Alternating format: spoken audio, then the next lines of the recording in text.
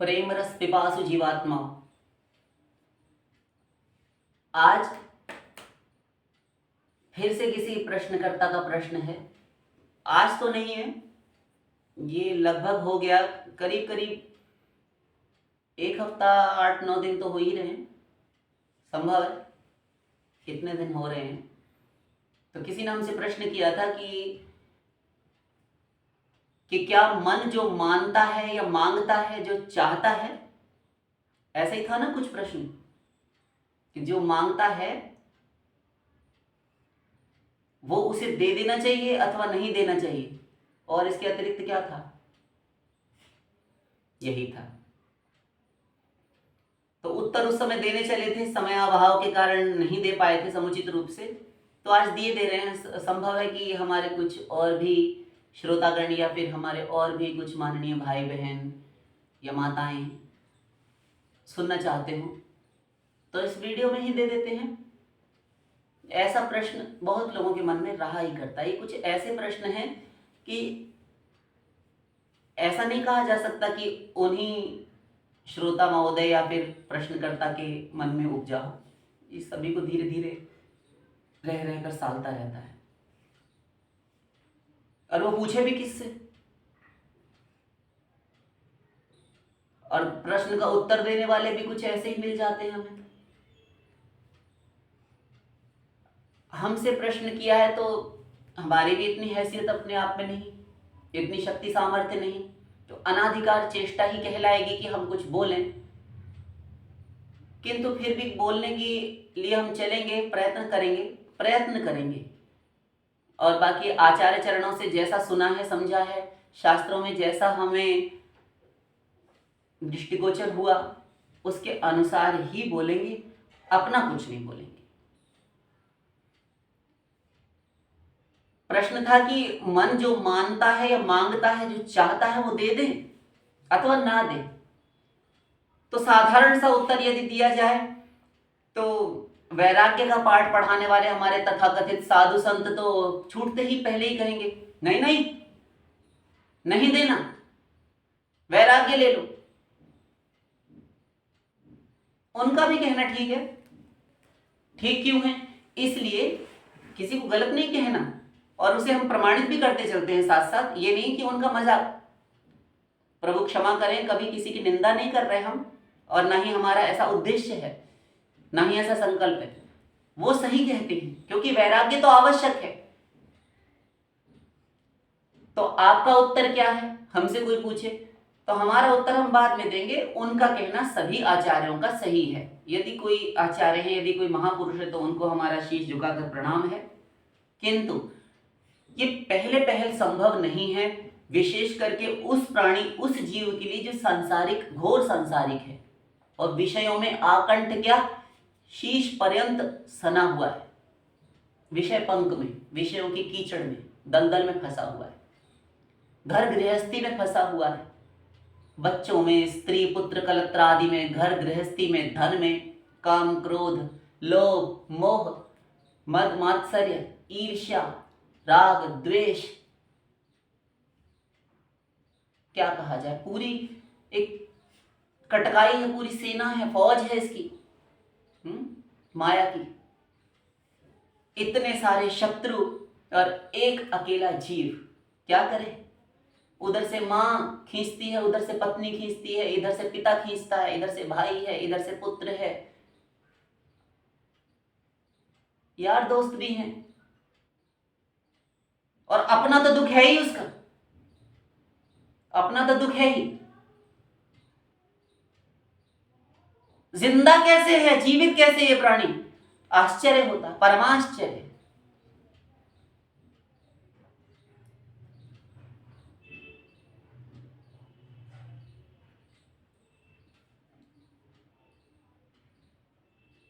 ऐसे इस विषयाक्रांत, विषयों के थपेड़े खाते हुए, इस भवसागर में गोते लगाते हुए जीव को, जो डूबता उतर आता है बार बार, बारंबार, अनादिकाल से, ऐसे इस जीव को सहज ही कोई एक महात्मा जी आए और ये प्रवचन कर दें कि बेटा वैराग्य ले लो, संसार छोड़कर बाहर निकल जाओ, छोड़ दो सबको, मोह ममता बेकार है, व्यर्थ है, इस चक्कर में मत पड़ना, काषाय वस्त्र भगवा रंगा लो, तिलक कंठी माला दंड कमंडल मूंज मेखला धारण कर लो। ऐसा कोई लेक्चर यदि दे दे तो कहां तक संभव है एक जीव के लिए? अटैचमेंट तो नहीं है, ये आसक्ति तो नहीं छूटनी ना। संसार की आसक्ति सहज छूटना तो योगियों और ऋषियों के लिए भी अत्यंत कठिन है। ग्रह श्रृंखलाओं का, घर की बेड़ियों का, गृहस्थी की बेड़ियों का छिन्न भिन्न करना, इनका बंधन काटना, श्रीमद् भागवत महापुराण ये बात कहती है। तो फिर वो जीव कैसे काटेगा जो कि माया के वश में है, अंडर में है?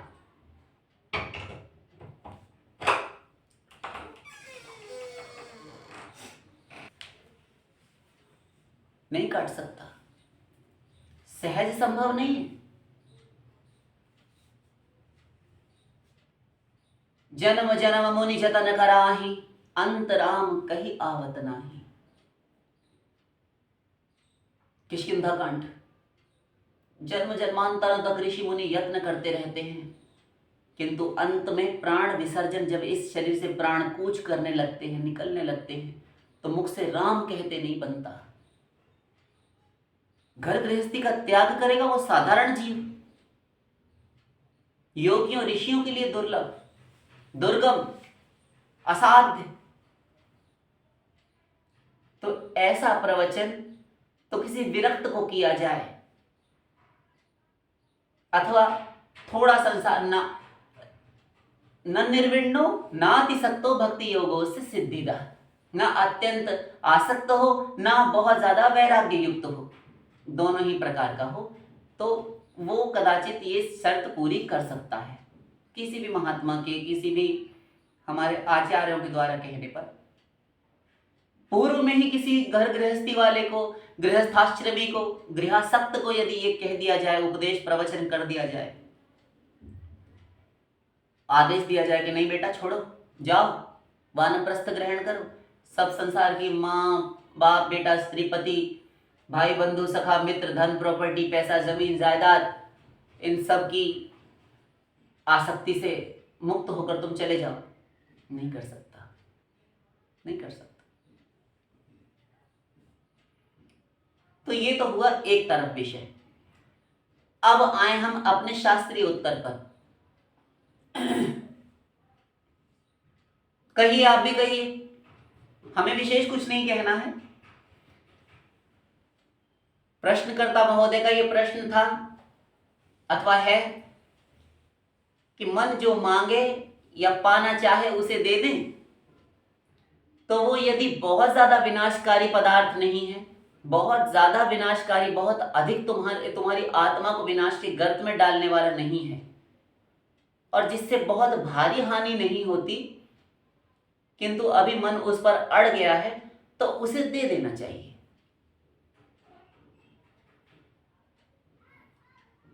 हम जानते हैं कि कुछ लोगों को जो अपने आप को सनातनी होने का या फिर बहुत बड़े आचार्य होने का दावा करते हैं, या फिर कोई भी हो गए इस प्रकार के धर्म मार्ग पर चलने वाले आध्यात्मिक लोग, उनको ये थोड़ा बुरा जरूर लगेगा, किंतु आगे पूरा प्रवचन, ये पूरा जो हमारा ये चल रहा है विषय, इसे श्रवण कर लेने के उपरांत उनकी ये शंका भी निर्मूल हो जाएगी कि हम इसे उकसा नहीं रहे हैं विषय भोग को या किसी चीज को लेकर कि उसका भोग किया जाए, उपभोग किया जाए। ये किस कारण से कहा जा रहा है और कौन कह रहा है, ये बताए चलते हैं। साथ साथ विषय लंबा करना हमारा कोई उद्देश्य नहीं। भोग लेना चाहिए, उसे दे देना चाहिए, ये कौन कह रहे हैं? श्री कृष्ण कहते हैं। आशा करते हैं अब तो शांति मिल गई होगी। श्री कृष्ण कहते हैं उद्धव जी से कि उद्धव, यदि मन किसी बात पर अड़ ही जाए, वैसे तो आध्यात्मिक अथवा मेरी भक्ति के मार्ग पर चलने वाला कोई साधक हो और साधना अवस्था में है ना अभी, तो विषय उसको प्रहार करते रहते हैं, उस पर आक्रमण अटैक करते रहते हैं। कभी विषय है, कभी काम है, कभी क्रोध है, कभी लोभ है, कभी मोह है, कभी अहंकार की वृत्ति प्रबल हो उठती है, सब कुछ होता है। कब तक? जब तक भगवत प्राप्ति ना हो जाए तब तक ये होगा। तो साधक को इतना ज्यादा चिंता करने की आवश्यकता नहीं कि हाय मैं तो काम क्रोध का पिटारा हो गया, मैं तो काम क्रोध आदि का गुलाम हो गया। कौन नहीं था? एक उदाहरण ला, कौन नहीं था इतिहास में? सब थे। ये जो जिन जिन के बड़े बड़े नाम सुनते हो ना तुम, बड़े बड़े आचार्य, बड़े बड़े महापुरुष, ये सब तुमसे भी ज्यादा गए बीते थे अपने पूर्व जीवन में। भगवत प्राप्ति से पूर्व की बात हम कर रहे हैं। और मुख से राम ना कह सके, राम ना कह सके। अरबों की जनसंख्या हमारे देश की, प्रतिक्षण संतान उत्पन्न हो रही है, किसी के हॉस्पिटल में होती है, बहुतायत में तो आजकल बहुधा तो हॉस्पिटल्स में ही होते हैं। वो जमाने गए जब घरों में ही प्रसव हो जाया करता था, माताओं को, स्त्रियों को घर में ही बच्चे हो जाते थे बैठे ठाले। उस समय ताकत थी शरीर में, आजकल मिलावट आ रही है आजकल के भोजन में, तो स्त्री के शरीर में उतनी शक्ति नहीं रह गई। केस उलट जाते हैं, बिगड़ जाते हैं, कहीं कुछ हो जाता है, कहीं डॉक्टर बड़े ऑपरेशन के लिए कह देते हैं, बड़ी बड़ी परेशानियां हो जाती हैं स्त्रियों को, तो उनको ऑपरेशन के लिए भेज दिया जाता है। तो बच्चे बहुत होते हैं संसार में। अब जनसंख्या कितनी तीव्रता गति से बढ़ रही है, द्रुत गति से।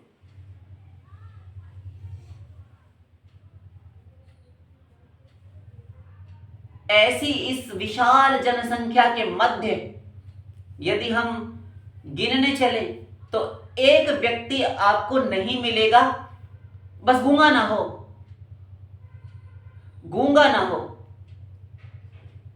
और वो काका काका सब जानता हो, गंवार हो।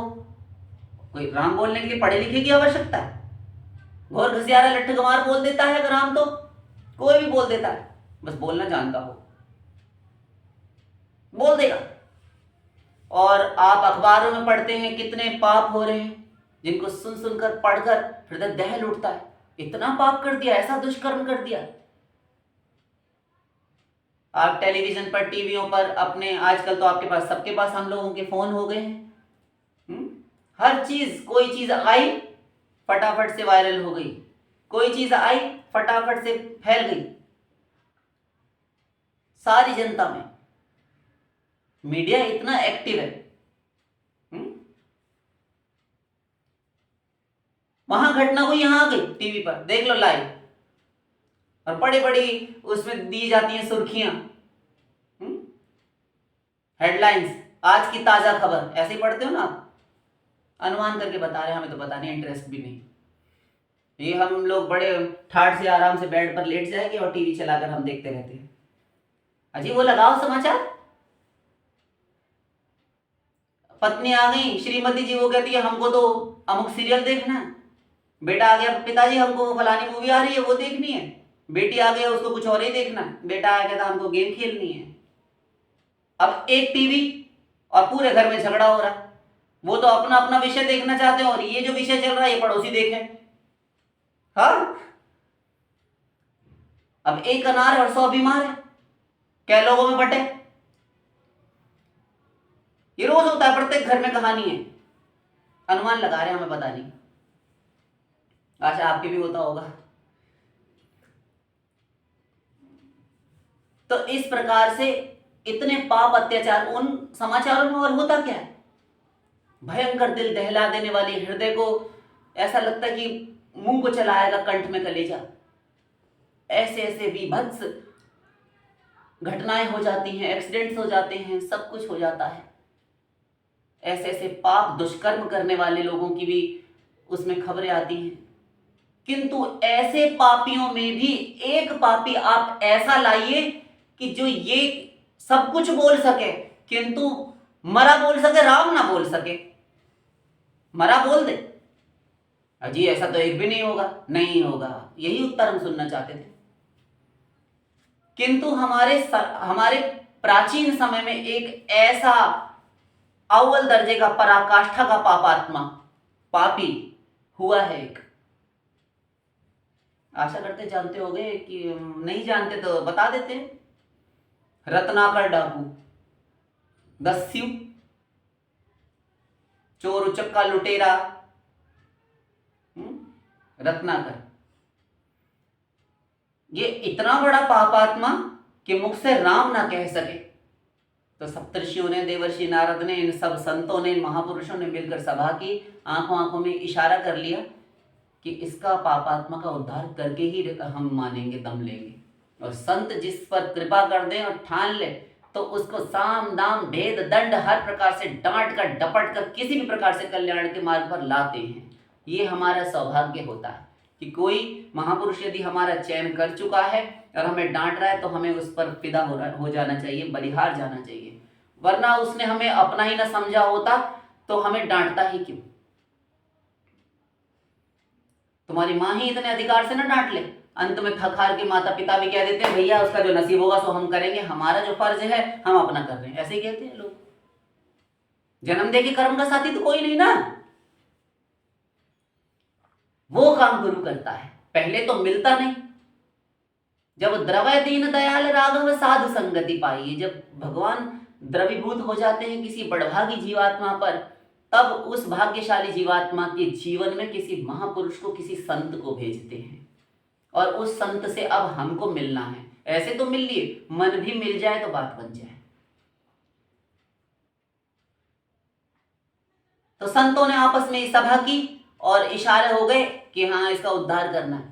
मिलकर उन लोगों ने कहा क्यों जी आप इतना पाप करते हो, तो ये सब जो बदले में तुम्हें इसका दंड मिलेगा, हर्जाना भुगतना पड़ेगा, तो तुम्हें मालूम हो जाएगा, तब तुम क्या करोगे, किसके लिए करते हो ये सब।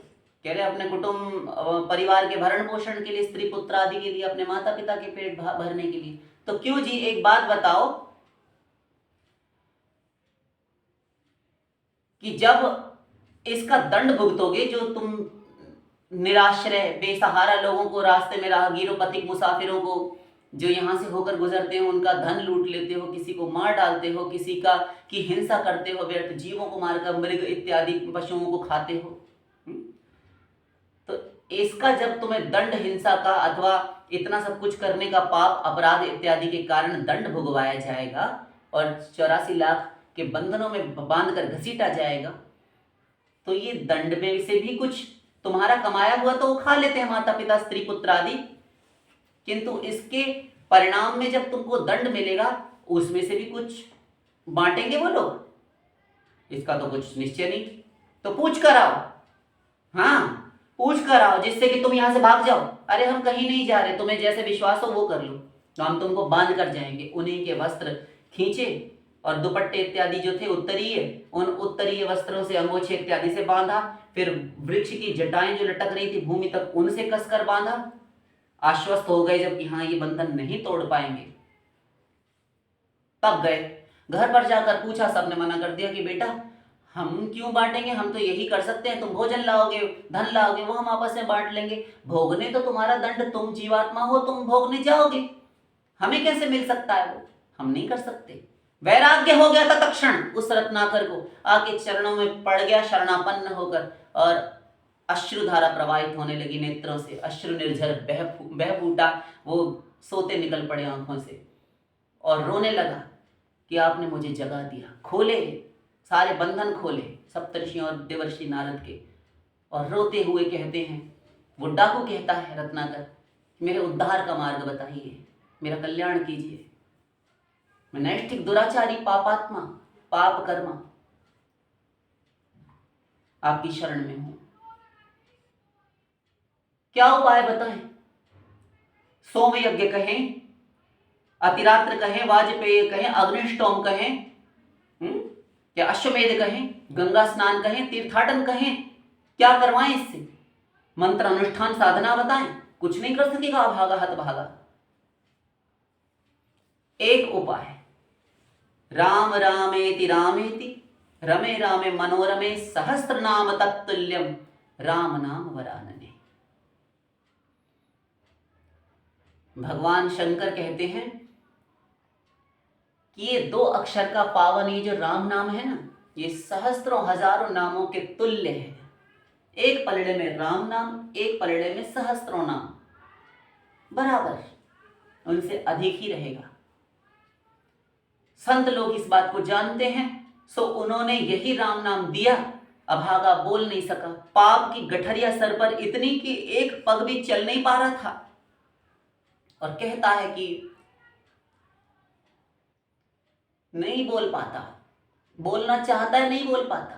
जैसे किसी गूंगे से बुलवाया जाए तो नहीं बोल सकता।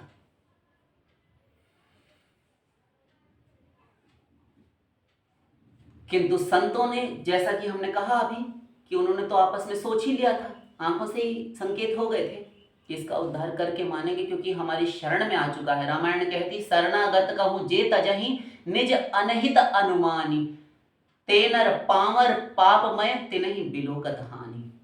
जो शरणागत में, शरण में आए हुए की का त्याग करने वाले हैं, उनका त्याग कर देते हैं निज अनहित अनुमानी की। इसको यदि हमने ठौर दी, शरण दी, अपने पास रखा, बचाने की चेष्टा प्रयत्न किया, तो कहीं हम ही संकट में ना पड़ जाएं, ये सोचकर उसका त्याग, भैया तू जा यहां से, तुम जाओ, वरना तुम्हारे चक्कर में हमें भी लेने के देने पड़ जाएंगे, हम भी फंसेंगे। ऐसा होता है संसारों में, लोग बहुत बोला करते हैं।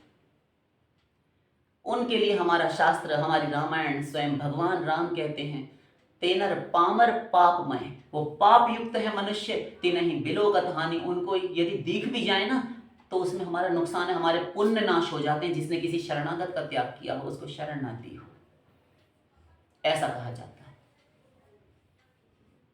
सो उन्होंने शरण में आए हुए उसका त्याग नहीं किया, नीति रखी, और उन्होंने कहा ऐसा कर भैया, तू मरा मरा बोल, मरा मरा बोल। तो मरा मरा मरा मरा मरा मरा उछलने लगा, गाने लगा, नाचने लगा। प्रसन्न हो गए सप्तऋषि और देवर्षि। क्या भैया चलो अपना कल्याण, इसका काम हो गया, अपने चले, हमें तो कुछ पाना करना शेष नहीं, चलते हो गया कल्याण इसका। हम बहुत बोल चुके हैं आपसे कि गुरु जो कह दे वो वेद वाक्य है तुम्हारे लिए। उसने स्वीकार कर लिया, उसने एक बार भी शर्त नहीं रखी। और कब तक रटो, पूछा नहीं, नाचने लगा, नाचते हुए वन में पूरे में नृत्य करने लगा, पूरे वन्य प्रांगण में, वन्य प्रांत में नाचता है, गाता है, किलकारियां भरता है, जैसे न जाने कितनी अमूल्य निधि, गड़ा हुआ खजाना मिल गया हो इसे। मरा मरा मरा मरा जप रहा और नाच रहा है। क्यों नाच रहा है? उसी को पूछो, पूछो पता होगा, हमें तो पता नहीं। हमें तो राम कहने में भी आनंद नहीं आता, उसको मरा मरा बोलने में भी लुत्फ उपलब्धि हो रही है, आनंद मिल रहा है। भाग्य है, हमें तो गुरु कह के चले गए, हमें एक बार भी मुख से राम नहीं निकलता।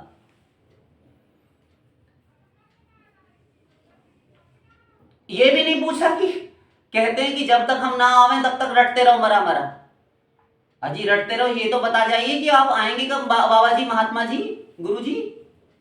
कुछ नहीं पूछा, ऐसा रटा कि वहीं समाधि लग गई।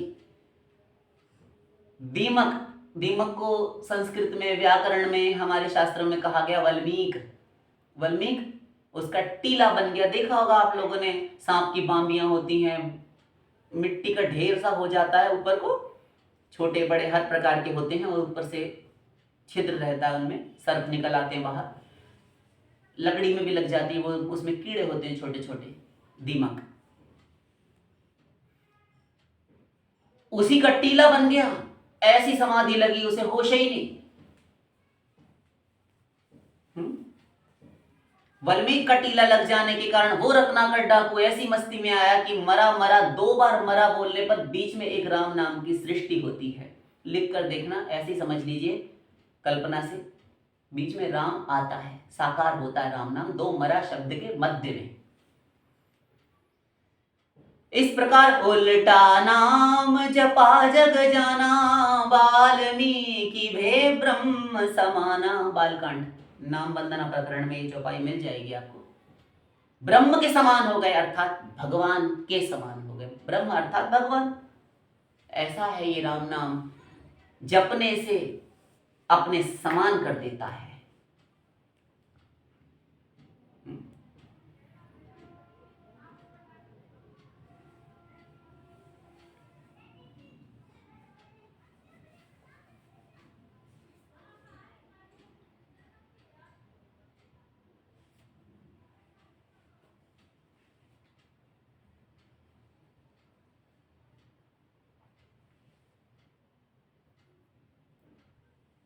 विषय हमारा बहुत लंबा हो गया, बृहद हो गया। तो उन साधुओं के अनुसार ठीक है वैराग्य होना चाहिए, किंतु वैराग्य से पहले ये सोचना चाहिए कि सहज ही में वैराग्य लेकर अगर कोई निकलना चाहेगा तो वो वन में जाकर वैरागी का चोला बाना तो धारण कर लेगा, किंतु वैराग्य भीतर से आता है वो नहीं आएगा। वैराग्य कैसे जन्म लेगा? साधना से।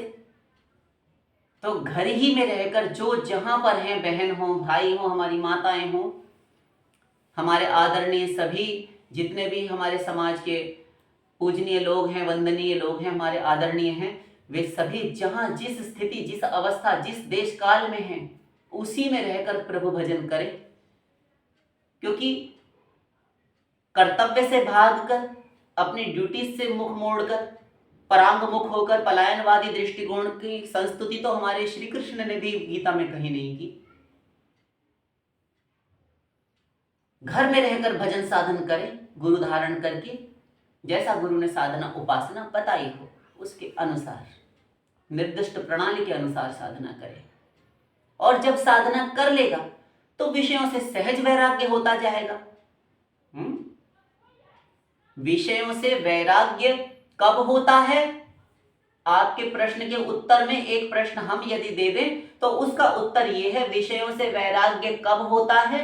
जब भक्ति की साधना की जाती है, जितना मन भगवान में लगने लगता है उतना विषयों से वैराग्य होने लगता है, अर्थात संसार से, विषयों से मन हटने लगता है, नेचुरल हटने लगता है और हट जाएगा। अनंत ने हटाया है, आपका भी हटेगा, ये लिख लो आज।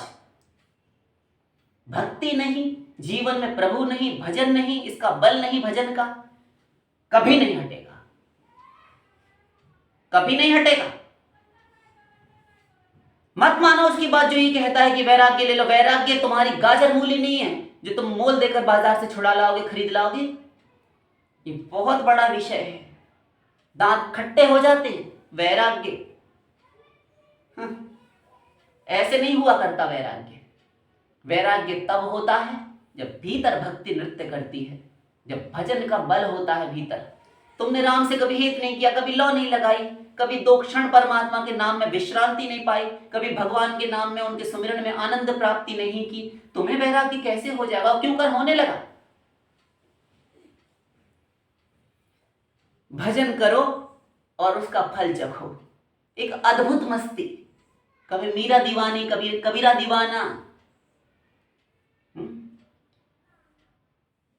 तब समझ में आता है, तब तुम सहज छोड़कर निकल जाओगे। और ना भी निकलो तो घर में ही रहकर कमल पत्र की भांति लिप्यते न स पापैर्न पद्म पत्रमिवाम्भसा। अर्जुन, 2 अध्याय गीता। लिप्यते न स पापैर्न, पापों से लिप्त नहीं होता, लिपायमान नहीं होता, सनता नहीं है। जैसे कुछ कीचड़, मिट्टी इत्यादि गंदी वस्तु से सन जाती है कोई चीज, पद्म पत्र में वाम्भसा, जिस प्रकार कमल का पत्ता जल और कीचड़ दलदल से कभी संता नहीं, लिपायमान, लिप्त नहीं होता, ऐसा ही वो भी जो भक्त मेरी शरण में है, मेरा भजन करता है, वो शरणागत कभी भी पापों से लिप्त नहीं होता। वो पापों से अस्पृश्य रहता है, अछूता रहता है, पाप उसका स्पर्श नहीं कर पाता मेरे भक्त का। इसीलिए कभी भक्त को चिंता करने की आवश्यकता नहीं। घोर सांसारिक विषयी है, विषयासक्त है, संसारासक्त है, गृहासक्त है, उसको चिंता करने की आवश्यकता है। भक्त को क्यों नहीं है? इसलिए क्योंकि भक्ति अपने आप उसमें वैराग्य भर देती है। जनयत्याशु वैराग्यम ज्ञानम च यद हेतुकम। भक्ति अपने आप ही जननी है ज्ञान, और वैराग्य की मां है भक्ति। जब भक्ति तुम कर रहे हो, ज्ञान वैराग्य की प्रसूता है, अपने आप जन्म ले लेंगे ज्ञान और वैराग्य, इसलिए आवश्यकता नहीं है। तो श्री कृष्ण उद्धव जी से कहते हैं, उद्धव यदि मन कभी अड़ ही जाए, बड़ा पाजी है ना, बहुत जिद्दी है, तो यदि ये जिद्दी है और अड़ जाए कि हम तो अमुक विषय, और आश्चर्य ये कि 5 इंद्रियों में मन तो है नहीं। ध्यान दो, 5 इंद्रियों में नासिका, घ्राणेन्द्रिय, श्रवणेन्द्रिय कान, चक्षुरेन्द्रिय आंखें, त्वचा, रसनेन्द्रिय, इन 5 इंद्रियों में मन नहीं है। किंतु मन में पांचों इंद्रियां हैं। वो कैसे? बहुत बार बताया जा चुका है आपको। वो कैसे मत पूछो, क्यों कैसे। क्यों जी, आपने रसगुल्ला खाया? हाँ। आपने पकोड़े खाए हैं? हाँ। बहुत कुछ खाया हमने। तो आप उसका अनुभव आंखें बंद करके, हाथ पैर, आंख नाक कान त्वचा कुछ नहीं है, सब बंद करके लेट जाइए। सर्दियां चल रही हैं, कंबल ओढ़ लीजिए, रजाई ओढ़ लीजिए। लेकिन आपको जो खाद्य पदार्थ चाहिए या खाया होगा पूर्व में, उसका स्वाद आप अनुभव करते हैं, कर लेते हैं। अजी छोड़ो क्या खाना पीना। रात को आप सो रहे होते हैं ना? हाँ। तो जब आप सो रहे होते हैं तो आपकी आंख तो बंद रहती है, शरीर निश्चेष्ट, चेष्टा शून्य, चेष्टा रहित होकर पड़ा रहता है। हाथ पैर भी कुछ नहीं कर रहे होते, आप भी कुछ नहीं कर रहे होते, कानों से कुछ नहीं सुन रहे होते, क्योंकि कोलाहल से मुक्त होता है रात का वातावरण, कोई शोरगुल नहीं। श्वास चल रही है, बस वो तो चल ही रही है, नैसर्गिक है, वो तो प्रकृति की व्यवस्था ऐसी है कि सोते हुए भी सांस आप ले पाते हैं। और जीवा चक नहीं रही होती, आंखें बंद होते हुए भी आप सपना देख लेते हैं, और यहां तक इस कदर, इस हद तक देख डालते हैं कि हाहाकार करते उठ बैठते हैं। अगर कोई भयानक सपना चल रहा हो तो आपके पसीने छूट जाते हैं और शोर शराबा बजा के अड़ोसी पड़ोसी माँ बाप सबको जगा देते हैं। क्या हुआ क्या हुआ, ऐसे हमने सुने हैं लोग। एक चिल्ला रहा था, छाती पे हाथ धरे, ये हो गई 2003 की बात है। तो एक स्त्री थी, वो चिल्ला रही है जोर जोर से, ओ भूत ओ भूत ओ भूत। सारे लोग भड़बड़ाकर घर में जाके कहाँ है भूत, कहाँ है भूत। और जब देखा तो है छाती पे, तो तुम हाथ हटाओ, छाती पे हाथ धर के, आप कभी अनुभव कीजिए, छाती पे हाथ धर के सो जाइए। अगर रखा रह गया वाय देवे तो आप भी भयभीत हो जाएंगे, घबराहट, कम से कम कांप कर चौंक कर जाग तो अवश्य जाएंगे। ऐसा हो जाता है। कुछ भी सपना आया, वो क्या आना वो उसकी मर्जी, किंतु आएगा अवश्य। छाती पे हाथ धरे और भूत भूत चिल्लाए, और ना कोई भूत है ना बलाए है, अपने घर में बेड पर लेटे फिर भी भूत भूत नजर आता है उसको। ऐसी स्त्री है। हाँ, तो क्यों जी, ये कौन सी इंद्रिय से आपने भूत देखा? आप तो सो रहे थे। और भी बड़ी बड़ी बातें होती है, सबके अपने अपने सपने हैं, है ना। सोने वाले सपने जो सोकर देखते हैं वो अलग, और जागती आंखों से देखा करते हैं वो तो अलग ही है। उनसे तो राम ही बचा है। पूर्ण हो ना हो जाए तो अच्छा ही है। तो मन में समस्त इंद्रियां सन्निहित हैं। तो विषय जो है भगवान कहते हैं इसे दे देना चाहिए। कि अब आते हैं लास्ट, हम बहुत ज्यादा डिटेल नहीं करेंगे, प्रथमे भी बहुत डिटेल कर चुके हैं। तो इसे दे देना चाहिए वो विषय, किंतु भीतर ही भीतर, ये श्री कृष्ण का उत्तर दे रहे हैं, वो तो इतना सही था, लेकिन डिटेल करके इसलिए समझाया कि कुछ भाइयों बहनों का यदि इस विनश्वर हमारे इस शरीर से कुछ सेवक से कुछ लाभ हो सके तो हम सोचें कि हमारा जीवन धन्य हुआ, सफल हुआ हमारा धरती पर आना, कि हम अपने समाज के कुछ भाइयों बहनों की सेवा कर पा रहे हैं। तो यदि ये मन विषय पर अड़ जाए कि मुझे अमुक वस्तु खानी है, अमुक वस्तु चखनी है, अमुक वस्तु सूंघनी है, 5 इंद्रियां, 5 विषय, तो भोगना तो मन ही चाहता है, इंद्रियां नहीं चाहती। लेकिन इंद्रियां जब मन से युक्त होती हैं उस समय आंख देखने का काम करने लगती है, किंतु मन ये तृप्त हो रहा होता है, मन तृप्त हो रहा होता है। मन खाद्य पदार्थ खाने के लिए कहते हैं ना, मुंह में पानी आ रहा है, तो आ तो मुख में पानी रहा है कि कुछ भी आ रहा हो, लेकिन वो खाएगी तो रसना ही रस लेगी, खाओगे मुख से, किंतु तृप्ति इस मन को होती है। अनुभव कर लीजिए, तृप्ति इस मन को होती है।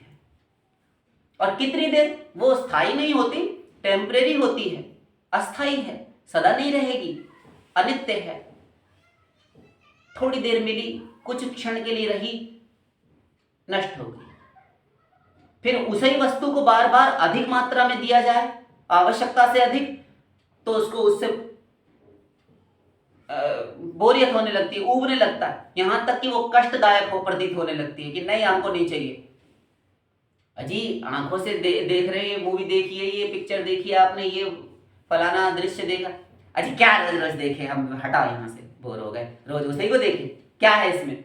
अजी आपने जब पहली बार देखा था तो आपको मंत्रमुग्ध हो उठे थे, एग्जीबिशन से बाकायदा उठा कर ले आए थे। आज आपको फूटी आंख नहीं सुहाता, चेंज करेंगे, 5 साल से धरा यहाँ पर जगह घेर के रखा, हटाओ इसे, दिवाली की सफाई करनी है। ओहो हो, बड़े आए पैसे वाले, नया लाने वाले, ऐसा हो जाता है। त्वचा का विषय, कोई अच्छा परफ्यूम है, क्रीम है, ये क्रीम से हम बोर हो गए, हटाओ, अब नया चाहिए इनको। कोई ऐड देख लिया है, ये टी शर्ट हमको खाने को दौड़ती है, रोज पहना तो वही पीला काला नीला, दिमाग खराब हो गया, कुछ और लाएंगे। आजकल ट्रेंड में क्या है, हम पूछते रहते हैं लोगों से, मंगवाते रहते हैं, पहनते रहते हैं, ये त्वचा का विषय।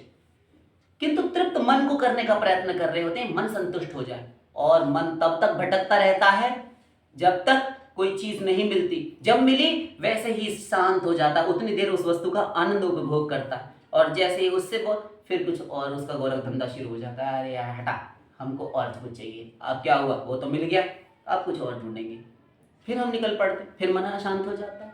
तो उतनी देर के लिए आत्मा की छाया इस मन पर पड़ती है, आनंद स्वरूप है। मैंने कहा था चेतन अमल सहज सुख राशि, पहले प्रवचन में कहा था। इसलिए उस आत्मा की छाया मन पर पड़ती है, जिसके कारण ही मन उतनी देर के लिए शांत हो जाता है। अब फिर आत्मा का विषय जब देखती है आत्मा की, नहीं संसार में ये जो पदार्थ हम रसगुल्ला इत्यादि भोग रहे खा रहे हैं, इसमें हमारा आनंद नहीं है, हटो यहाँ से, तो मन अकेला हो जाता है बेचारा। आत्मा अपने उसी दिव्य परम चरमाराध्यान्त लक्ष्य की अप्राप्ति में व्याकुल हो उठती है कि नहीं, इससे हमारा लक्ष्य तृप्त होना नहीं है। मन ये आत्मा भीतर ही भीतर जानता रहता है ईश्वर का वो अंश, लेकिन वो करे क्या, ये मन तो लगा संसार में, तो इस मन की सन्निधि से ही आत्मा भगवत प्राप्ति करता है। मन लगाने के लिए कहा जाता है ना आप लोगों को, हाँ हाँ, और वो मन संसार में, रसगुल्ला में, इनमें उनमें, मूवीज में, फोटो में, टीवी में, फोन में, माता पिता बेटा स्त्री पति, संसार में लगा पड़ा है।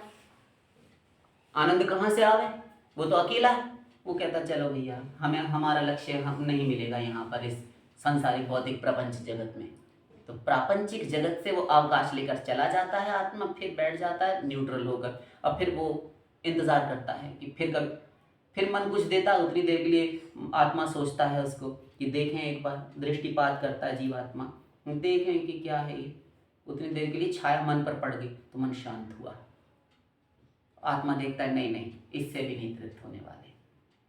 इसी कारण अरबपति हो, खरबपति हो, कोई भी पति हो, वो सब के सब अशांत हैं, परेशान हैं।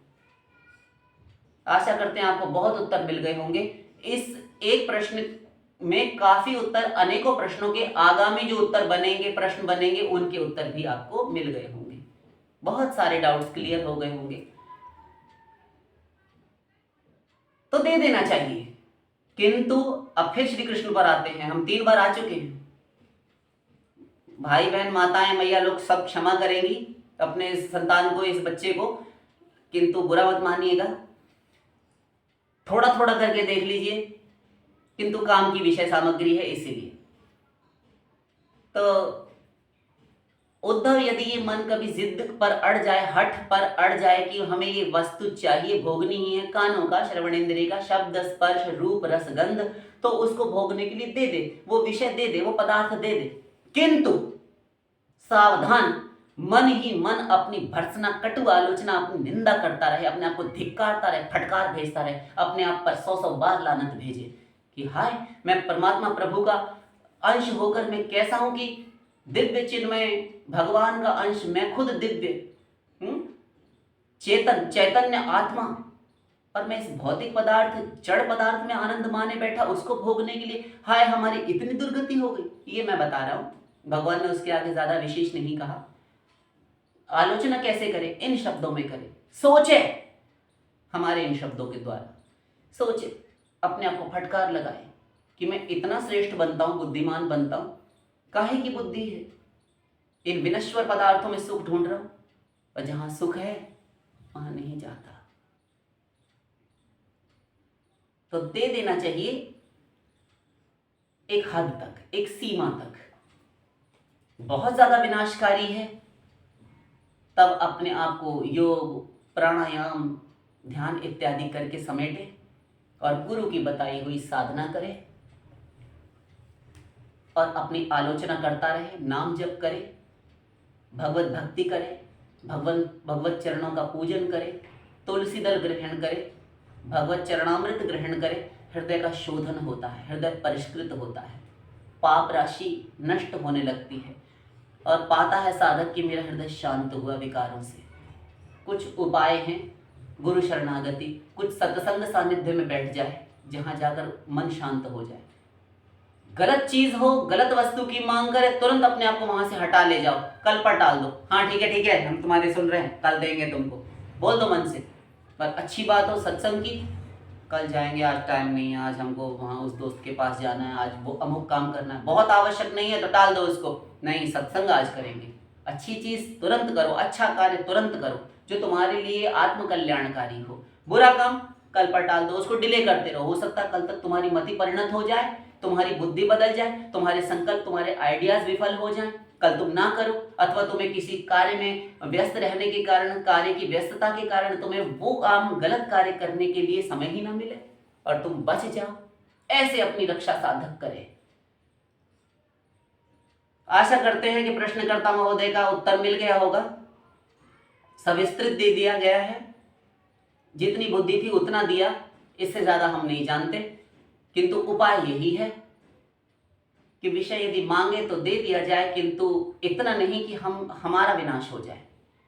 अपनी निंदा करता रहे और उससे बचने के लिए प्रयत्न करता रहे और छिप छिपा कर प्रभु की शरण में बैठकर, लोग दिखावा ना करें, अकेले में कमरा बंद करके किसी एकांत निर्जन देश में किसी स्थान पर जाकर, जो एकांत जहां कोई आता जाता ना हो, घंटा 2 घंटा बैठकर खूब अपनी आत्मग्लानि करे, अपनी आलोचना करे, अपनी निंदा करे और प्रभु को पुकार करके उनका नाम जप करे और प्रभु से रक्षा के लिए प्रार्थना करे कि प्रभु, हे सच्चिदानंद घन, हे परमात्मा प्रभु, हे राधा रानी, हे ठाकुर जी, मेरी रक्षा करो, रक्षा करो। और हम पाएंगे कि वहां से वरद हस्त उस साधक के ऊपर आता है, कृपा होती है, ये कृपा होती है, लिख लो। और वो विषयों से आक्रांत नहीं होता, वो बच जाता है। फिर वो कभी मांगता नहीं, ऐसी विनाशकारी वस्तु नहीं मांगता, विषय सेवन नहीं करना चाहता। और किसी का विनाश ना हो, विषयों से हम विरत हों, भगवत चरणारविंद के मधुप चंचरीक बने। इसी शुभकामना, मंगल कामना के साथ हमारे सभी श्रोताओं को, हमारे सभी मैया लोग जो माताएं हैं, भाई हैं, बहनें हैं, उन सभी को हमारा प्रणाम। राधे राधे। वृंदावन बिहारी लाल की जय, राधा रानी की जय।